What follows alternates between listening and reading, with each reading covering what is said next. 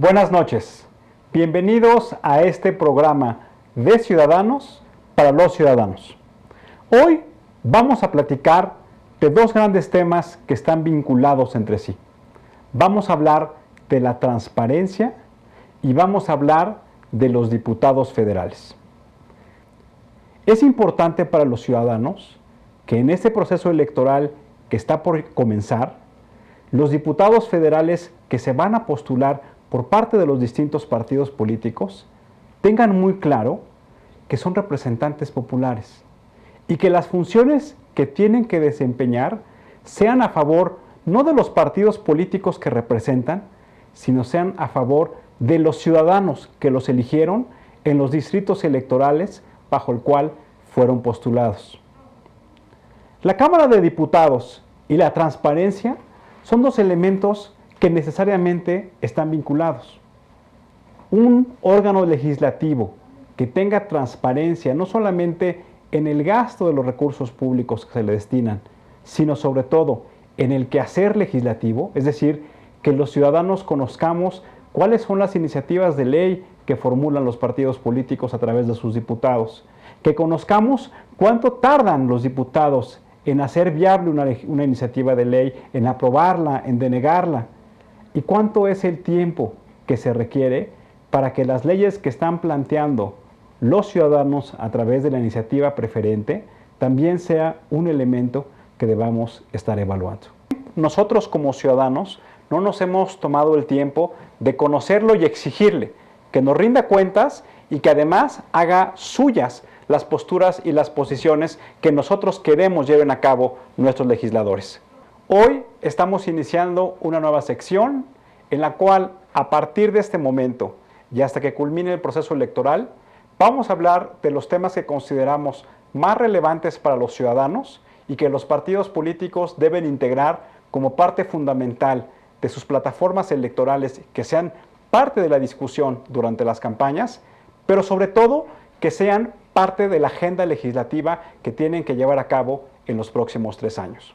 Y para eso nos acompaña Alfonso Rodríguez, que es analista político y que me va a hacer favor de estar acompañando en los próximos programas. Algo que me parece que es muy importante es que en los proyectos que están llevando a cabo la sociedad civil, uno de los elementos es la pregunta que tenemos que hacernos: ¿cómo está integrada la Cámara de Diputados? Y en esa integración, por ejemplo, ¿cómo está la disposición entre hombres y mujeres? Porque como saben todos nuestros amigos, hoy hay una disposición para que haya mayor equidad y la mitad de las candidaturas sean para hombres y la otra mitad sean para mujeres. ¿Qué nos puede decir al respecto? ¿Tú te acuerdas que ahí hubo un tema muy espinoso y puntual acerca de que había suplentes que eran candidatos, o sea, que eran suplentes que eran hombres y las propietarias que eran mujeres, y entonces así estaban tratando de esconder el tema de equidad en las elecciones pasadas, ¿te acuerdas? Sí, por ejemplo, pero si hoy vemos la composición o la composición original del Congreso cuando se elige hace casi 3 años, el 68% son hombres y solamente el 42% son mujeres. Entonces, no se está cumpliendo con esa condición, que es una característica de cuál debe ser el marco legislativo.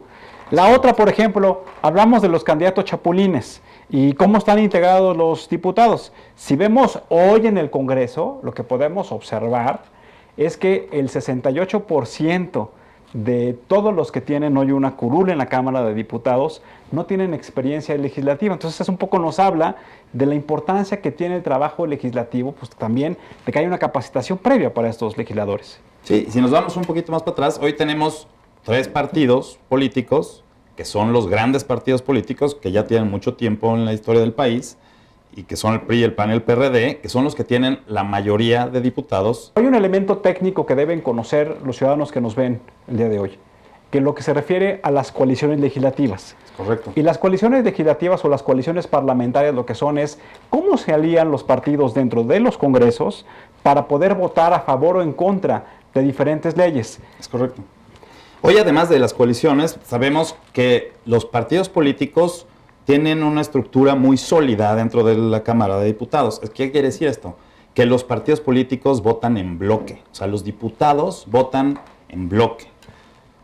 no solamente hacen coalición con otros partidos políticos, sino que los mismos partidos votan en bloque. Es casi como si fuera un voto unánime dentro del partido. Es muy poco los diputados que votan en contra de una iniciativa que propone el partido político. Pero fíjate, Alfonso, eso lo que nos lleva a reflexionar es si los representantes populares, es decir, los diputados, están votando por nosotros los ciudadanos que los elegimos o están votando por el partido político que los designó de manera indirecta. Los grandes congresos de los sistemas parlamentarios en el mundo lo que tienen es que tienen grupos de profesionales que son los que diseñan y formulan las principales iniciativas tomando en cuenta la opinión de los ciudadanos y son entonces eso lo que hace que el trabajo sea mucho más profesional y mucho más dirigido, es decir, lo que se conoce como los famosos tanques pensantes. Correcto, y eso nos lleva a un tema muy interesante, ¿no? A cómo se compone, porque hay un debate, y ha habido un debate durante mucho tiempo, en el de si los diputados deben de tener algún grado de escolaridad mínimo para poder discutir y para poder enfrentar los problemas. Por ejemplo, Integralia, que es esta consultora, también nos dice que el 80%, casi el 80% de todos los que integran la Cámara de Diputados tienen un estudio profesional. Y eso me parece que es importante porque ha venido avanzando la manera en cómo se integra la Cámara de Diputados. Sí, totalmente de acuerdo. Yo creo que el otro porcentaje, ese 20% que no, ese 2% que no tiene escolaridad profesional, pues quizás tenga otro grado de expertise en el que será un obrero, un representante de campesino, una cosa así, que le dé un valor agregado al estar representante en la Cámara. La Cámara de Diputados aprueba el presupuesto sola, ¿no? Son los diputados los únicos que tienen esa facultad, y la ley de ingresos es ratificada por el Senado de la República. Pero es importantísimo esa función que tienen los diputados, porque en realidad el perfil de un diputado debería ser como el contador o como el auditor de una empresa, que sepa con toda claridad cómo se está orientando el gasto público y cómo se hizo uso de ese gasto público. Esa es la labor fundamental de nuestros diputados y como que hoy los ciudadanos no la tenemos muy clara.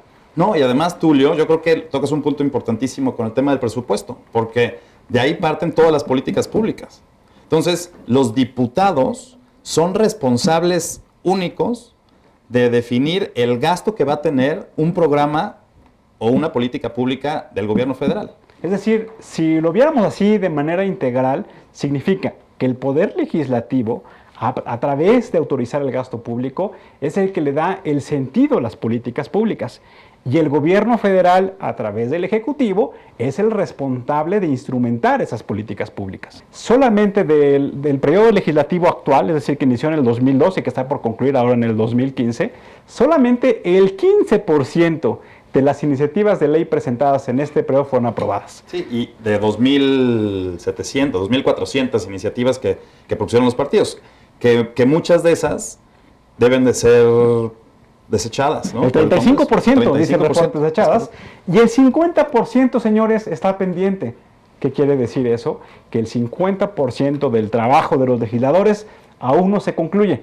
Y para nosotros como ciudadanos es muy importante, porque si hablamos del gasto, si hablamos de la eficiencia del uso de los recursos, si hablamos de la eficacia legislativa, es, señores legisladores, ¿por qué no ese 50% que está pendiente o deséchenlo o apruébenlo? Pero esa es parte de la responsabilidad que tienen los legisladores. Alfonso, muchas gracias y va a ser un gusto tenerte aquí en las próximas emisiones. Muchas gracias, Tulio, me siento muy a gusto de estar aquí. El día de hoy nos acompaña Alejandra Rascón, de Transparencia Mexicana, una organización de la sociedad civil que ha venido trabajando desde hace varios años en impulsar no solamente la transparencia y los gobiernos abiertos, sino también en crear sistemas anticorrupción que sean la punta de lanza para el gobierno federal, pero también para los gobiernos locales. Alejandra. Gracias por la invitación. Pues para entrar en discusión, me gustaría preguntarte, ¿qué es para ti ser una buena ciudadana? Yo creo que un buen ciudadano es aquel que participa en las acciones de su gobierno en la medida de sus posibilidades, desde el ciudadano que va a votar, creo que sería la parte indispensable, pero también el ciudadano que se interesa por ver que el gobierno funcione bien para él, que los servicios públicos pues, sean esos servicios que le ayuden a tener mejores condiciones de vida, mejor calidad de vida, y que cuando este no funcione, pues también contribuya con el gobierno para hacer una queja, para presentar una recomendación. Es un ciudadano que participe y que entiende esta correlación que debe haber entre la ciudadanía y el gobierno para que las cosas funcionen. Alejandra, ustedes han venido trabajando de manera muy importante el tema de la transparencia. Sí. Pero sería importante que nos compartieras cuál es el concepto para ustedes de qué significa transparencia. Transparencia Mexicana fue fundada ya hace 15 años y cuando empezamos trabajando con el equipo de transición del presidente Fox, hablábamos sobre la necesidad de un sistema que se articulara a las diferentes piezas, ¿no? Tanto la parte anticorrupción como la parte de transparencia y acceso a la información, que son dos temas distintos, pero van de la mano, son como dos caras de una misma moneda, ¿no? La transparencia efectivamente es algo que ayuda a prevenir riesgos de corrupción, pero es pues, abrir información, que el gobierno rinda cuentas, que explique por qué toma las decisiones que toman y cómo los programas que opera pues, tienen un impacto en la calidad de vida de la gente. No es nada más abrir información, es también justificar, rendir cuentas, ¿no? A los ciudadanos para los cuales gobierna. En aquel entonces, la propuesta que planteó Transparencia Mexicana, bueno, pues la ley de transparencia fue la que prosperó, ¿no? Ha avanzado mucho más y ahora México cuenta con una ley de avanzada en materia de transparencia y acceso a la información. Hoy hay una discusión en el Senado de la República de una ley general de transparencia. Ha habido un ejercicio democrático de establecer audiencias públicas con diferentes instituciones y organizaciones de la sociedad civil que consideran que hay temas que tienen que afinarse. Platícanos la importancia de la audiencia pública y como que los elementos finos de esta nueva ley. Muchas gracias. A finales del año pasado, en diciembre, se realizó un ejercicio de co-creación, un ejercicio inédito en México, de co-creación entre la academia y las organizaciones de la sociedad civil con los legisladores, ¿no? En el Senado. Fueron muchas mesas de diálogo, muchas reuniones de trabajo para hacer una iniciativa que cubriera como diferentes preocupaciones y diferentes inquietudes que la sociedad civil y la academia venían impulsando y que respondiera sobre todo a lo que se planteó en las reformas constitucionales, ¿no? Cómo hacer que la ley secundaria responda a las reformas constitucionales y no como nos ha pasado en muchas otras reformas que estamos teniendo, que queda muy bonita en la parte constitucional, pero en la parte de la ley reglamentaria se complica la cosa, ¿no? Entonces, para evitar esto y para que el ejercicio reflejara las inquietudes de estos sectores, se hicieron estos ejercicios de co-creación, de coparticipación, que nosotros les llamamos de parlamento abierto.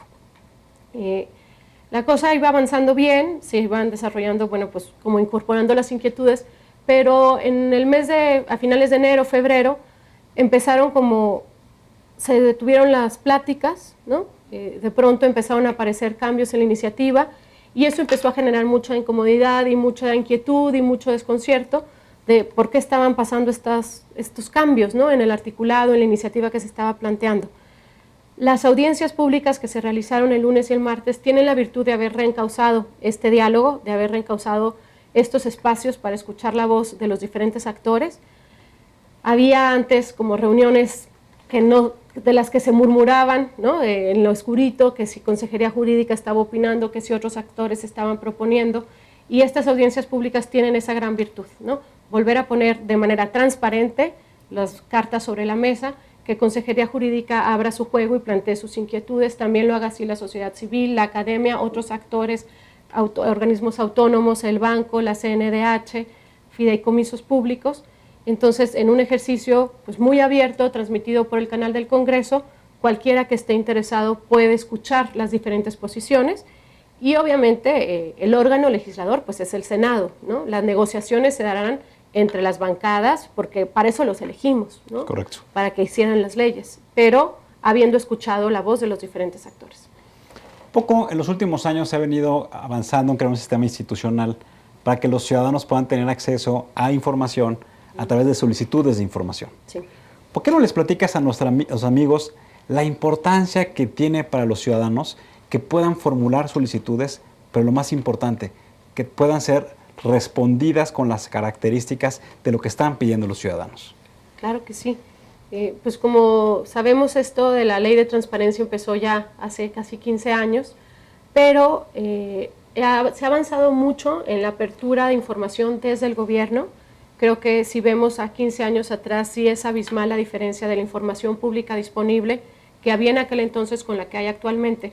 Sin embargo, la participación de los ciudadanos para exigir esta información para presentar solicitudes de acceso a la información. Creo que es todavía un espacio en el que tenemos muchísimo camino por andar.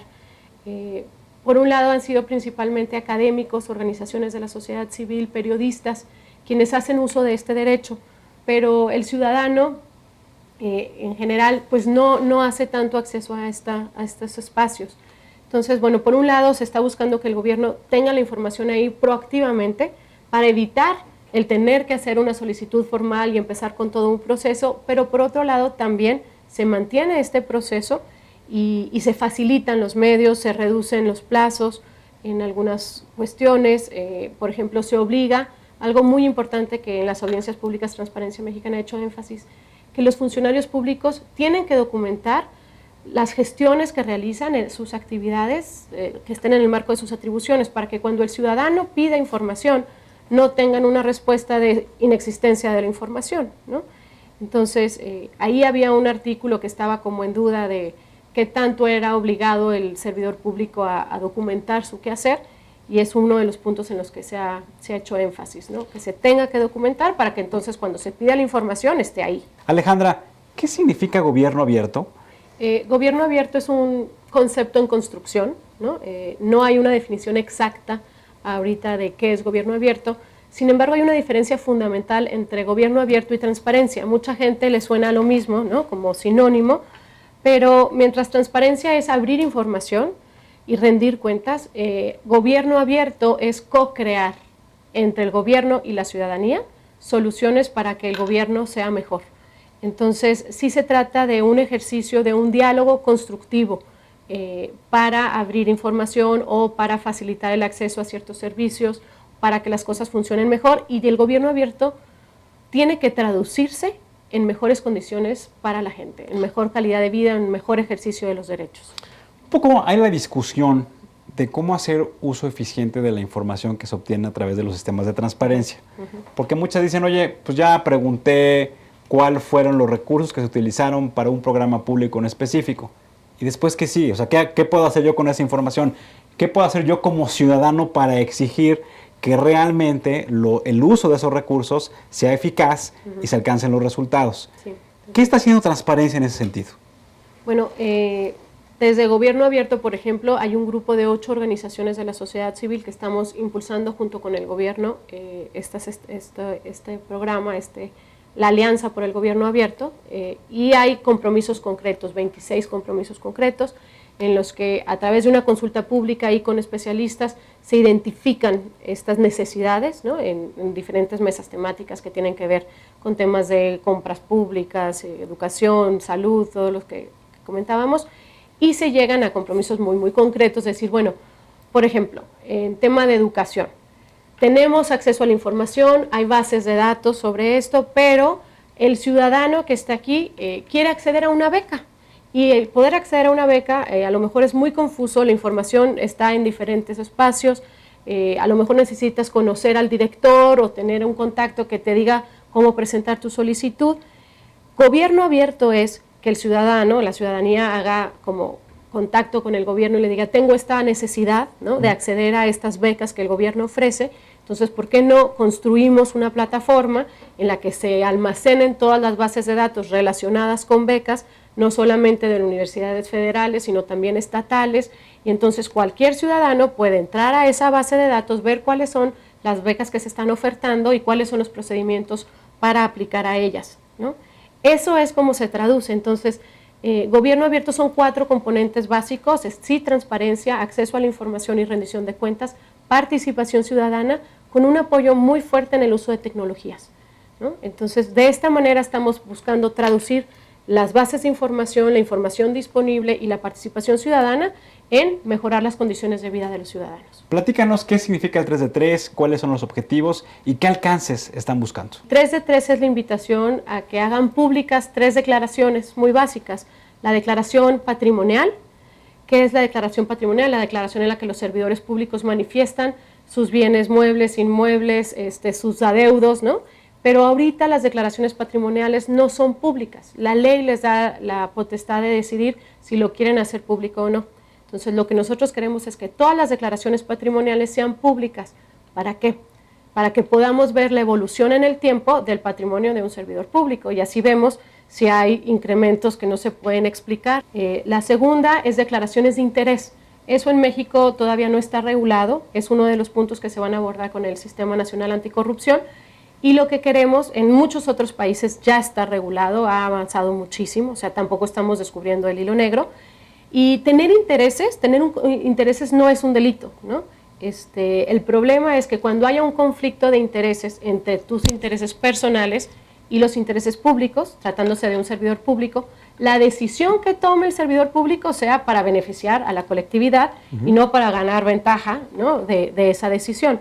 Entonces, por eso es muy importante que los funcionarios declaren sus intereses para que nosotros sepamos en qué consejos de administración se sientan, en qué empresas tienen acciones, sus familiares, dónde trabajan también, qué posibles conflictos de interés podrían tener, y en caso de suscitarse un posible conflicto de interés, pues se excusen, ¿no?, y no tomen parte en esa decisión pública, ¿no? De acuerdo. Y el tercero es las declaraciones de impuestos, porque pues es muy importante que todos contribuyamos al gasto de la Federación y al gasto del Estado, y saber que yo creo que un requisito indispensable de cualquier servidor público o cualquier candidato, pues es que pague impuestos, ¿no?, para saber que contribuye, ¿no?, al gasto de todos. No quisiera dejar de preguntarte el Sistema Nacional Anticorrupción que hace poco fue aprobado. Sí. Platícanos cuáles fueron las grandes virtudes de este nuevo sistema. Muchas gracias por la pregunta. Transparencia Mexicana, como te decía, desde 1999 está impulsando y hablando y abogando por la creación de este Sistema Nacional Anticorrupción. Sé que queda poco tiempo, pero creo que es un esfuerzo que se ha impulsado muy fuertemente desde la sociedad civil y la academia. Creo que las fuerzas políticas pues, han reaccionado positivamente a esta exigencia. ¿Qué es el Sistema Nacional Anticorrupción? En pocas palabras, es un sistema en donde, aunque ya tenemos las instituciones existentes desde hace 10 o 15 años, estas instituciones estaban como islas, aisladas, sin coordinarse entre ellas. Entonces sí teníamos Auditoría Superior de la Federación, pero no tenía muchos dientes y no se coordinaba con los demás. Sí teníamos en la Procuraduría General una área encargada de corrupción en los servidores públicos, pero igualmente no se coordinaba con los demás. Ahora ya tenemos una fiscalía. Está también, por supuesto, el tribunal, que esta es una de las partes enriquecedoras, ¿no?, el Tribunal de Justicia Administrativa, para que no haya impunidad, ¿no?, para que todos estos casos que se ven en la vía administrativa tengan sanciones. Y está también dentro del cuarto componente la Secretaría de la Función Pública fortalecida, ¿no? Muchas gracias, Gracias por a el ti, trabajo Tulio. ciudadano de Transparencia Mexicana y gracias a ti también por tu trabajo ciudadano. Encantada, gracias por la invitación.